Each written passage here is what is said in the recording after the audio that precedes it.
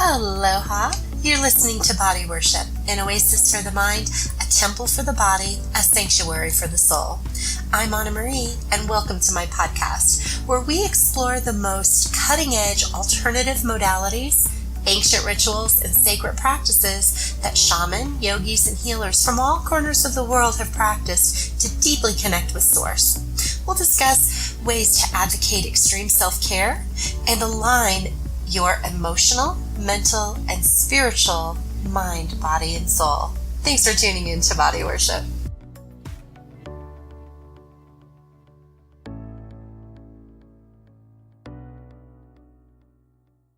Welcome to another episode of Body Worship. Tonight's guest is Keith Allen Kay. He has been on a spiritual path most of his life, always seeking to understand the mysteries of life. He studied religion, quantum physics, numerology, fractals, healing art, and esoteric wisdom.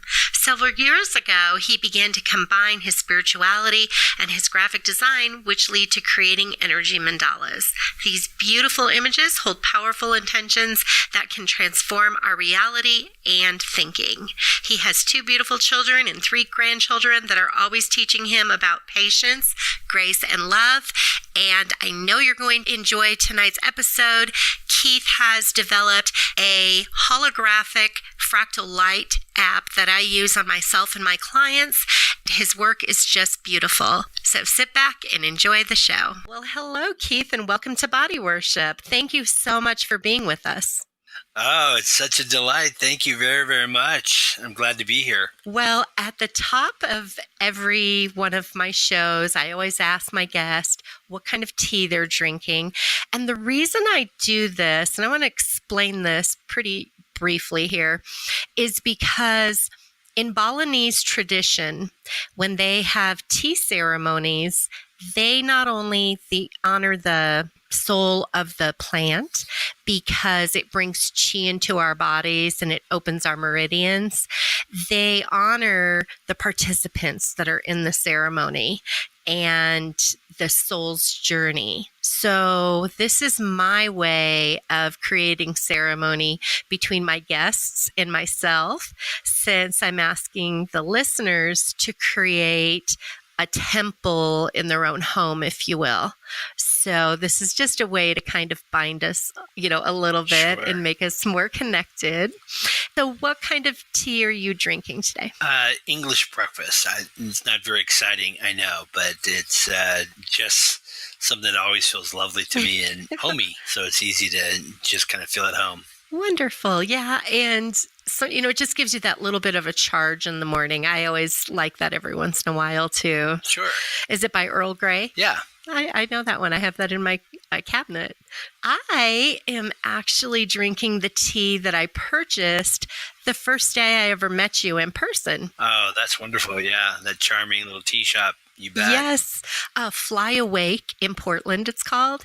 And what I love about that tea shop is that the owners are literally like tea wizards, and they only source their tea from the most sacred place in China, where they're actually grown, and they're grown very intentionally. They're fair traded, and they're in the most sacred parts of the valleys and the hills in China. So I am drinking Wizard's Eyebrow, and I'll just read what it says on the package. We have never experienced a big red robe Wu Yi so magical.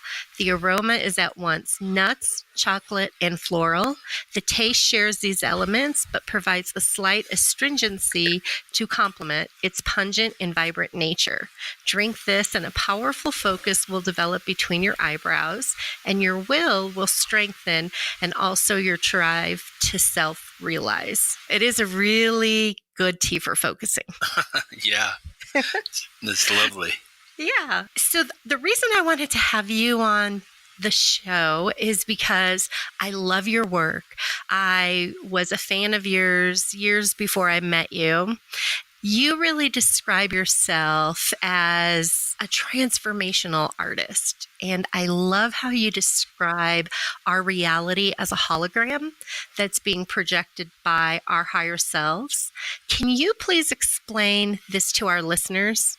Yeah, my experience and my theory kind of combined in this place that I really believe that the entire finite experience is a holographic expression of an infinite source of information that's being expressed, that nothing is exactly as it appears. I mean, we have lots of evidence of this. When they look at atoms, right, they now realize that 99.99999% of an atom is literally nothing, empty space. Just the smallest minute matter that fills every. I mean, think about how many atoms it takes to fill us up, right? How expansive that must be. How much larger we must be in experience if my physical expression is just 0.00001% of anything, right? So it really is just a remarkable experience. And when you begin to feel that life is somehow magical, and experience that we actually are infinite beings that are having a very finite experience, and there's absolutely no judgment in regards to this experience. It really is an unfolding on so many different levels of continuous stories that all experience love in unique and different ways. Infinity is pure love, and the finite experience, all of it is experienced from within love. We never once have ever been separated from love, or from God, if you'd like to say it that way. Never, not for a breath, not for a moment.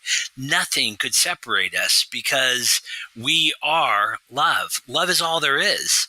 And so when we feel that, and when we feel that whatever's happening in my life is actually an expression from the infinite, there's no judgment. We get to experience life from this remarkable place that I call innocence, divine innocence. I often ask a question in my courses: what if nothing that you've ever done was wrong? What if that wasn't even the point of the universe? Now, I grew up believing in right and wrong, good and evil. That's how I saw the whole world, right? It was this giant battle between God and Satan. And then we were somehow caught in the middle, and, we were trying to get to heaven, and we didn't want to go to hell. And, I was scared to death when I was a kid that I was going to get left behind, somehow, and everyone would go to heaven, and I wouldn't make it because I had a bad thought that day, and I didn't ask Jesus to forgive me. And that's how most of us grew up. Certainly later, as I began to evolve in my experience of life, it didn't make any sense. It didn't make any sense at all that would even be the purpose of the universe. That if love is all and in all, where is the other side, the competition, the side that we want to call evil? All of it is an expression, with even the worst of the worst is an expression of divine love. All of it is an experience from that. And pain reveals elements of love that aren't revealed in pleasure. But we get this choice to live however we want here. Absolutely. And as we open our soul and begin to release our judgments, life becomes far more magical and malleable, that we get to create a life of wonder and love and intimacy and connection. I've heard you say before that we're an extension of our higher self. So we're connected to source.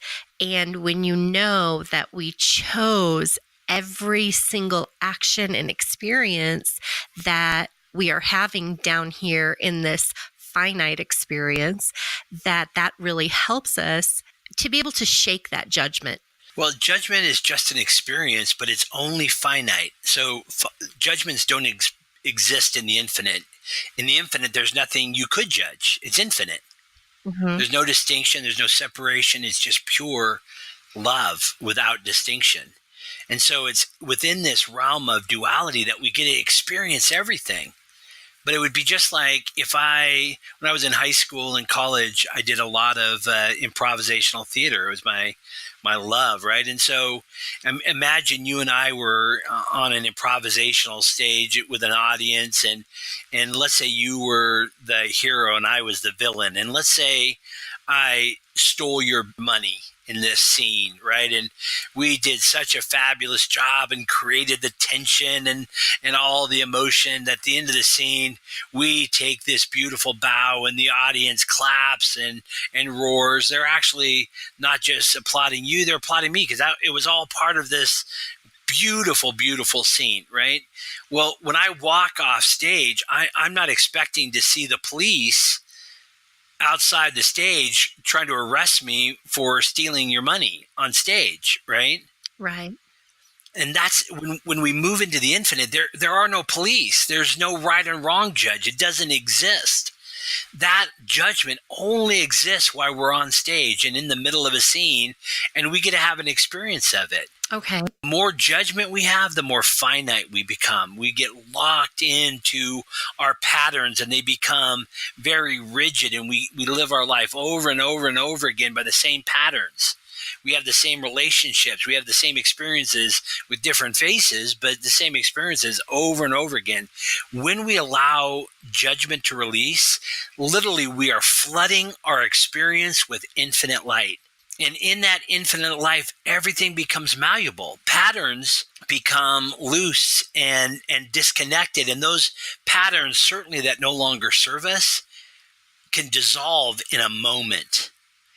We could have lived a life of a certain pattern, but if we allow infinite light and love to come in and release all the judgment, not just judgment of other people or outward judgment, more importantly, we actually release and let go of the judgment of ourself, right? Because we, more than any other person, witness our mistakes, right?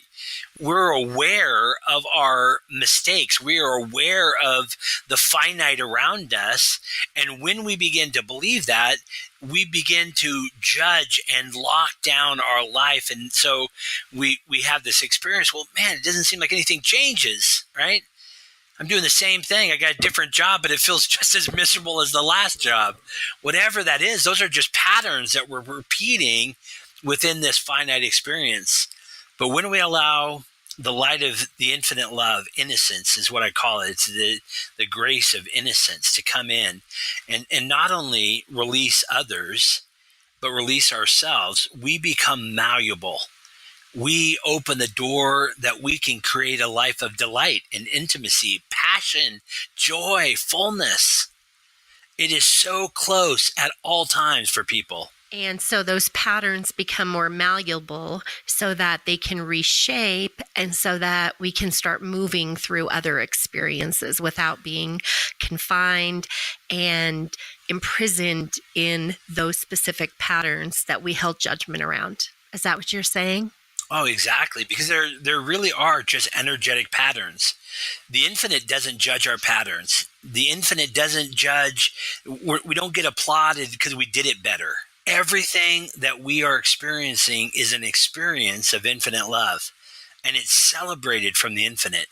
Really, I mean, most religions, like I grew up in Christianity, right? And so certainly forgiveness was a part of that experience. And so, man, what a thing to confess something and be forgiven completely for it. That was great. But then, it was perpetual. When we actually open our soul to the grace of infinite innocence, our life becomes magical.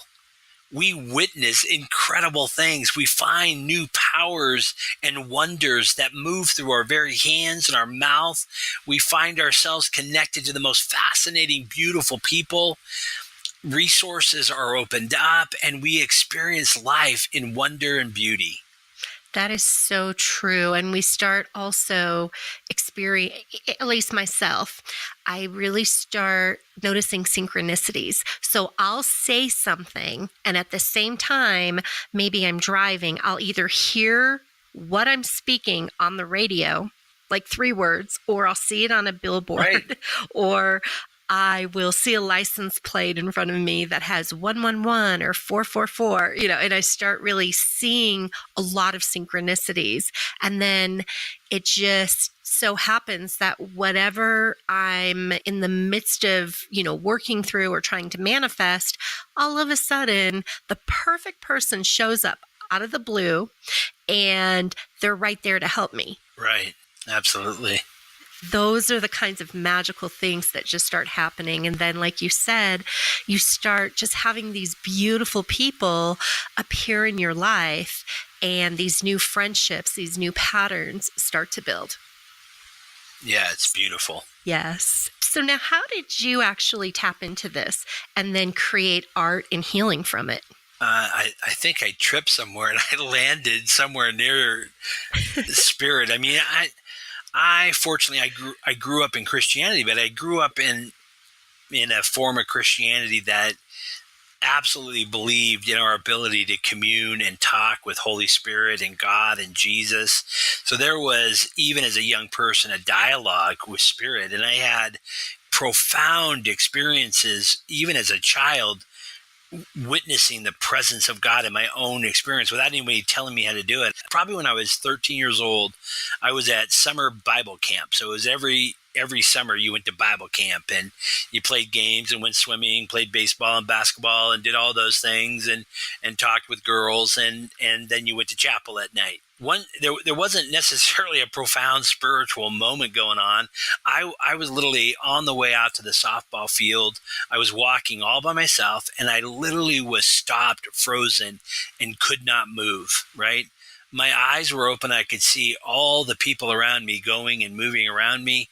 And all of a sudden I began to see lines of energy connecting every person.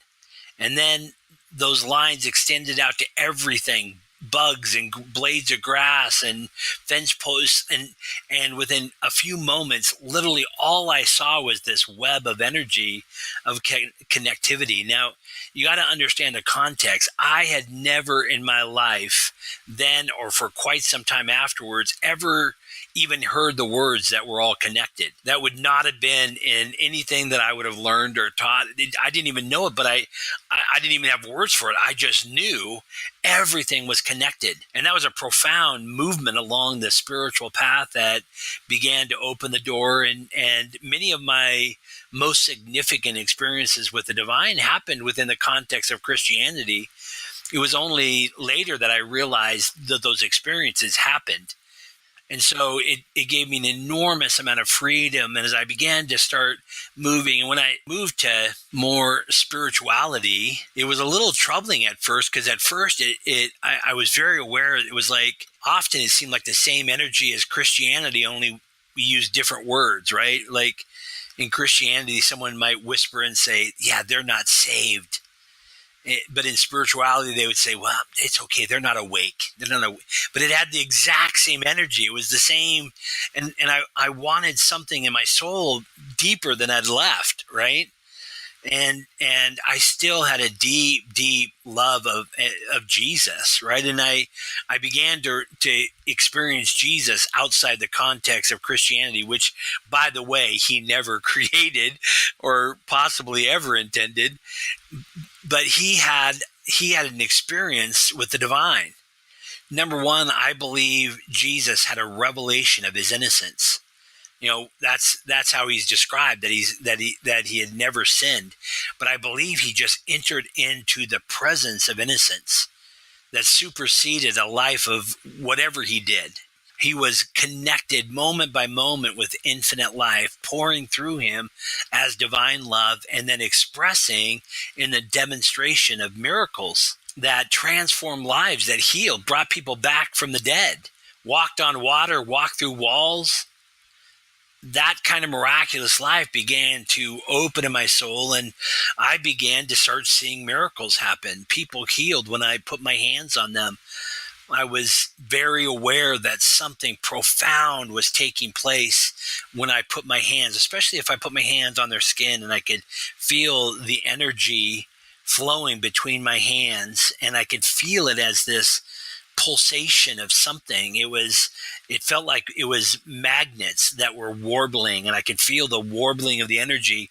Later, I began to realize it was actually light that was interacting with the biophotons in the body, and that there was creating this space of divine innocence where there was no judgment. I wasn't trying to heal somebody. I wasn't trying to fix them, because in reality, there was nothing to truly fix, because I knew that they were infinite. So I could believe without any doubt that at any moment in a breath, they could return to a life beyond their pain, beyond their malady, beyond their concern. And so I didn't have to wonder if it was God's will. I didn't have to pray for God's will. I just was present. I didn't have to try to fix it even. I was just there, interacting and moving this light. That is really profound. And you, going back to being on that field, just started seeing the energy grids and how each of us is connected with absolutely everything in life. How incredible. Yeah, it was, and I can still see it. I can still see the field, all of that. And the whole vision lasted maybe, I think I closed and shook it off at one point, and then it returned. It certainly impressed every cell in my body that everything in the universe was connected to everything. That began to unfold many years later, because I honestly I didn't tell anybody, because I had no context. Right. Was going to tell my parents, I had this vision and lines connected to every person, and then defense posts and blades of grass in the clouds. They would have thought I was nuts. Maybe I was, but that would have confirmed some concerns of theirs. Well, how did you start creating these fractal holograms that you currently work with? Well, I remember having a conversation. You know how you have conversations that seem like really they don't matter, but they end up having this massive impact, right? Yes. I was with a guy, and he goes, "Hey, have you ever heard of fractals?" And I go, "No, what like Frackle Rock?" Or I thought it was like he was talking about some children's show or something, Fraggles. He goes, "No, fractals." And I go, "Nope." And he goes, "Remember the word and look it up." And somehow, by God's grace, I remembered the word when I got home. I Googled it, and all these images, and my soul just sprung. Like, I could feel the patterns. I could feel the energy of it. And after about 2 hours of just looking through every image I could find, my whole soul sang out and said, "I am going to figure out how to create these." No idea. I realized it all had to do with math. I was terrible at math. I was going to create fractals. And so I started researching and downloading and experimenting, buying applications. And before long, just somehow intuitively, Spirit taught me beyond anything I was reading, and I knew exactly what to do. These images just started breaking. And when they'd finished rendering, I would have this experience in beauty where my whole soul would open up. That was my experience to my own artwork, right? I just created that. Oh my gosh, my whole soul would open up. I knew they had to do with numbers. And one day there was this beautiful, just beautiful. She was physically beautiful, but her soul was just beautiful, right? And she was a client, and I was doing some body work with her, and she saw the fractals, and she said, could you do one for a person? Because at that point I was just using like words and doing the numerical value of a word and connecting to the fractal. It's like out of my mouth immediately said, "Yeah, I can." And I had no idea, right? But I certainly had a lot of experience with numerology, and like the very next morning I woke up inspired by Spirit, knew exactly what algorithm I could use to put into the fractals connected to their numerology and the numbers from their numerology, right? So I did that, and for this girl, she was the first one I did one, and it was amazing, right? And then it was connected to her numerology in a report that really was like reading your mail, like, wow, this is me. Some other things happened around that, and all of a sudden it started breaking out around the world where I was doing these fractal holograms, or at the time I called them mostly energy mandalas. and people around the world were buying my mandalas and the numerology report. And it's actually, I got so many orders that I quit my job and started doing this full-time, moved to Paradise Valley in Arizona. Things just began to express beyond that. And then later I woke up one morning with this absolute intensity that I had to learn how to animate the holograms. Well, I had never animated anything in my life. I was certainly a graphic artist, so I knew design and a lot of applications, but I again dug in deep, and within days I was animating fractal holograms, and they went to another whole level. I had this vision of projecting the mandalas, but at that time when it first happened, all the projectors were huge, big, loud projectors, and I had a vision of putting them above my table, right, and having people lay under the fractal hologram. But I tried to do it and realized that I could probably kill somebody with a falling projector, so I gave it up. And then a couple years later it came back again, and by then they had invented these little called pico projectors that are about the size of your phone, and I began to use those in my own practice and project it on people, and it would be profound how quickly their soul would open up. They would immediately change when they saw it on their body, that their skin was the screen, and it looked like shape-shifting. And so the experience was so profound, and people would open up. Then anything I did after that seemed like it was effortless. They were just wide open and open for newness of life because they just witnessed something that they've never seen before. And so that led to creating an application a number of years later called Holophotonics, where I was able to distribute it around the world, and people are using it all over the world. And I use it. I know. And I remember my first experience with you in person in Portland. And I was in so much pain because I was recovering from a knee replacement. And you projected the light onto me, and immediately, it's like you said, it was like my cells and meridians and everything just opened up. And then you could literally feel it. It was like a warmth on your body. But because it was moving and because it was all these different colors and the sacred geometry, it just, I can't even describe it. You even said, we don't need to do this for a super long time. And I think it was maybe 10 minutes at the most, 15. And when I left, I was literally having a hard time focusing when I was driving. I actually pulled over for a second, and I just sat there and had to ground myself. Now, I am a Reiki master teacher and I'm a healer, so I'm super susceptible, but that's why I had to ground myself. Sure. And it really opened up to the next 3 months of me having such an accelerated rate of healing. I know. Everything that I started doing that I was already doing before I had, the light therapy, everything else started amplifying and it started clicking. Like my cranial sacral, my acutonics, my acupuncture, everything just started elevating, if you will. And then I started working with this with clients because I got your app, and the profound effects that I've seen when I'm doing, like a past life regression, or I'm doing hypnotherapy or acutonics on somebody, they just open up so much more easily, and it stays with them. That feeling stays with them for days. That's why I was like, I have to have you on the show. In one interview I had seen, you said that you had created a holographic light chamber. Did you ever get funding for that, or are you still working with that? Oh, I love that story. Beautiful. Well, it's an interesting story, and it's part of just being in the midst of grace. When I left Oregon and was going towards Washington, I was working with a man, and he said, I can help you raise money, right? So I designed these chambers And the reason was I really felt like the app needed to be amplified significantly, right?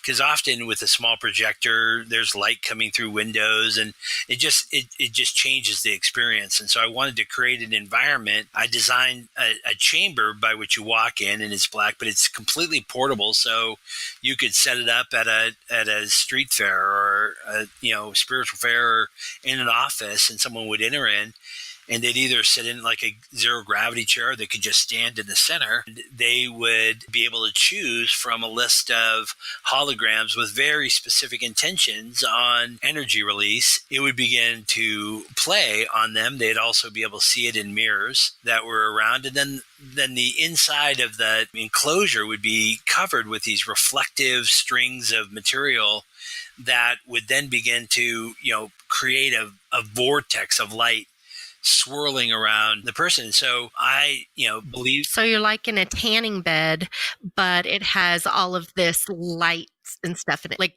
Well, yeah, but bigger, like a standee, like a tent. yeah, okay. Right. And you were consumed, but then you're also able to see it through the mirrors and actually feel your body being lit up and consumed and penetrated by this light. It's just an incredible experience. So, oh my gosh, I went to Washington State where my family, my children, one of my daughters there, and my grandchildren, and her husband, and was really feeling like maybe I would start and plant there as this money was being raised for me. And I did all the stuff and created everything and the gentleman that committed to it it was just a failure. He couldn't do it. He couldn't even make phone calls. I don't know what happened, just something going on in his own life. And so I just let it be, and things began to develop in other directions.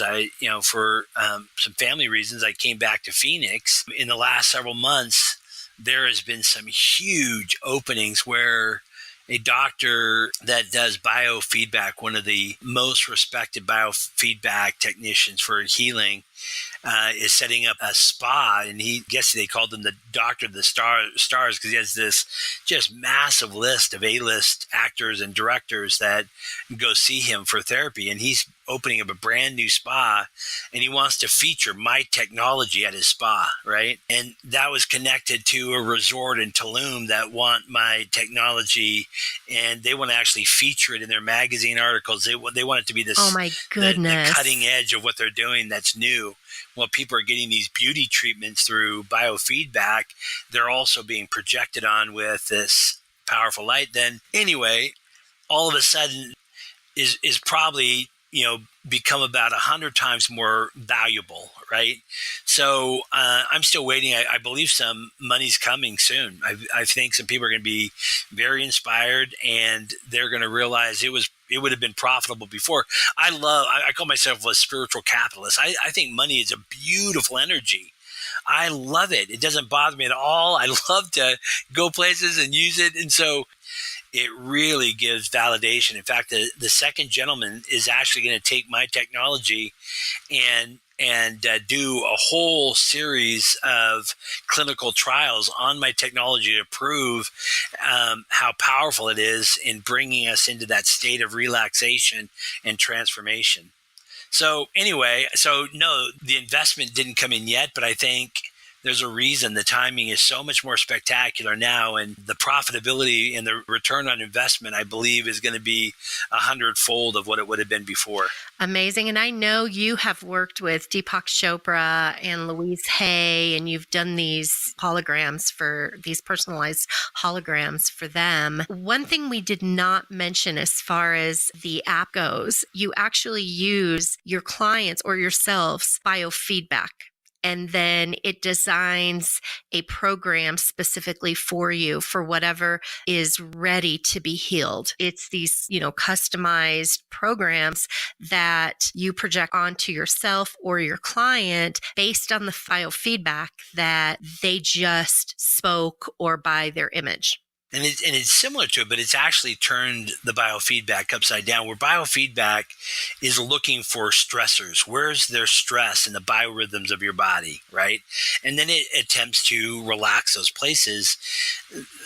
all I did was turn that upside down and said the opposite has to be true. Where there's lack of stress, there's also openings for immediate release. And so looking for those openings energetically where there's openness of the soul, that's where the holophotonics moves and expands from that area and then begins to ripple through the entire body. Well, I just absolutely love working with it. So, um, now, are you offering any classes at this time, or? I will probably be offering a class in the next several weeks. So I did a class just recently, but with all the moving and changing of states, right? I really wanted, but I might be doing a little bit different called luminescent touch. That's this therapy. What I described that I was doing for years when I put my hands, what historians call the laying on of hands, right? I was doing that, but I really knew it was this interaction of light. So luminescent touch opens that doorway. So,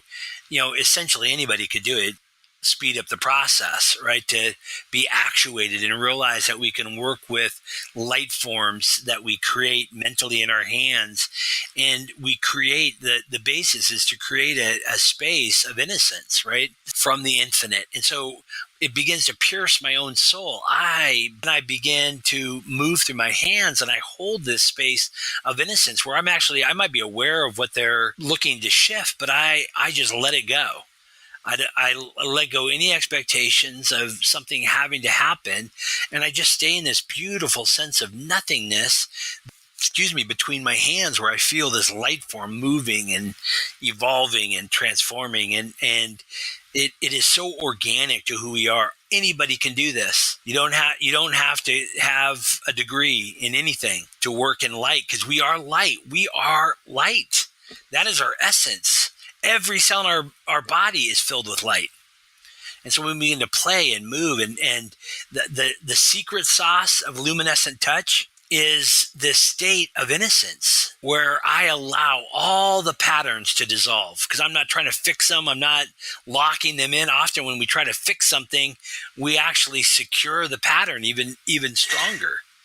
So it's in that place that things become malleable and people change in a moment. And are you going to be teaching this online?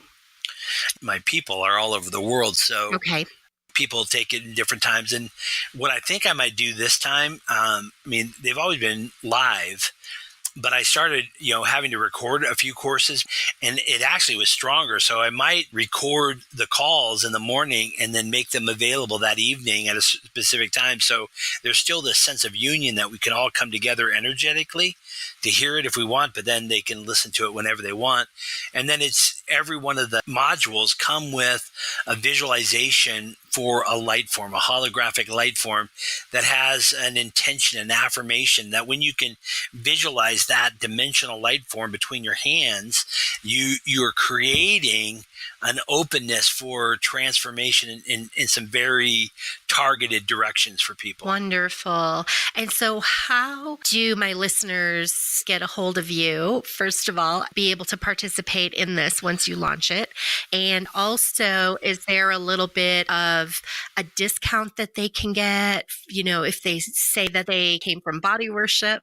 Oh, I'm sure. I would love to, and we'll connect, because I'll probably open that door in the next 2 weeks. What I'll do is I'll reach out to you and we'll make a discount that when they sign up, they'll certainly get some money off, or they'll get some bonuses that I would be delighted to do. Perfect. Wonderful. And what is your website?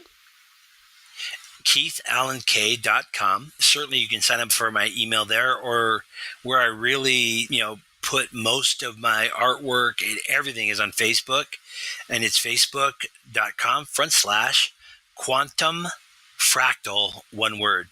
And that'll get you in there. It's almost everything that I do, and it talks about the chambers and lots of other cool. I just did an amazing festival in California that I called Aquatica, where we were on site at this Miracle Hot Springs and Desert Hot Springs, and we were projecting the holograms right into the water, this amazing spring water that comes up filled with lithium, incredible, healing potential. It was amazing. And then sound healing was being played over the water. It was incredible. Oh my gosh, I can't even imagine how powerful that must have Yeah. been. Wow. Well, I am actually going to put all your links below. Oh, And awesome. thank you so much for your time and your energy and your beautiful creations that you bring to the world. I just love your art. I love working with your app. What a delight. Thank you. Well, thank you again. And you create an amazing day, Keith. Well, it's been a delight. Alrighty. Thank you, dear. Yeah. Thank you so much. I appreciate it. This has been a wonderful gift to open your people to myself. So I'm very, very grateful. All right. Thank you, sweetie.